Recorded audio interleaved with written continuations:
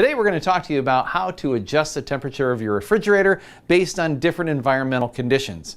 But today we're going to talk to you about if you want to adjust your temperature so that your beverages are as cold as you want them to be and your ice cream is as firm as you want it to be. And we're going to show you how to adjust the temperature of your refrigerator right now.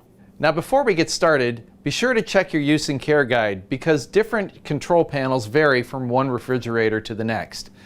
Now if you look here, this is factory settings. We're right in the middle. We have 3 dots on this side, which is the freezer, and 3 dots on the refrigerator side. To adjust the temperature, you just touch the temperature button. Here it is. Freezer is now as far over as it can go, as cold as it can go.